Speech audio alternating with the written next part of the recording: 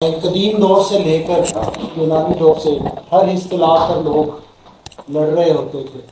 اور خاص طور پر جو جدید دور میں اصطلاحات کا معاملہ ہے وہ تو مزید پیچیدہ ہے،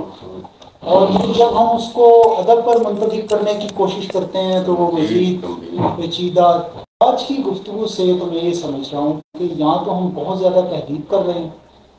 تحدید ناروا کا شکار ہو رہے ہیں یا تعمیم ناروا کا شکار ہو رہے ہیں۔ سر قاسم یعقوب صاحب نے یہ جو پیش کیا یہ بہت ہی کمپیکٹ اور بہت حیران کن ہے، اور اس کی ابتدا جو یہاں سے شروع ہوتی ہے سماجی حرکیات، لیکن پھر ڈاکٹر سعید صاحب کے سوالات سے میرے ذہن میں ایک اور سوال پیش میں آیا کہ سماجی حرکیات ہم اس کو کیسے ڈیفائن کریں گے، کہ کون سی سماجی حرکیات ہیں جو فکشن میں تو ڈراتی ہیں لیکن وہ شاعری میں، اور خاص طور پر جو جدید شاعری ہے، جدید نظم ہے، اس میں وہ شامل نہیں ہوتی۔ اگر آپ اس کو محدود کریں صرف امر واقع کے ساتھ یا نیریشن کے ساتھ، جیسے کہ آپ نے فرمایا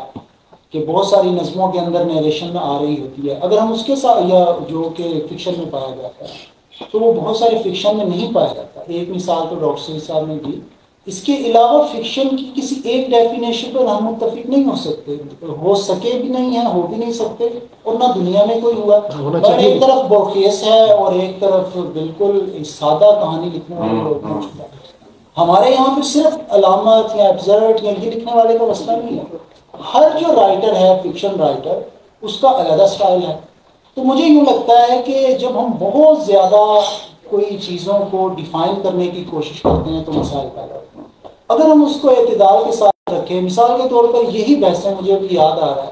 کہ آپ نے غالباً آج سے 10-11 برس پہلے ایک نظریے پر ایک اسی طرح کی گفتگو رکھی تھی، تو اس پر بھی کم و بیش ہم اسی طرح کی کیفیت سے دوچار ہوئے تھے، یا اس سے پہلے ہم ترقی پسندوں کی طرف چلے جائیں تو ہر مجلس کے اندر ہمیں کمٹمنٹ کا، نظریے کا اور موقف اور مینیفیسٹو، یہ ان چیزوں کو ڈیفائن کرتے کرتے ہم الجھ جاتے ہیں۔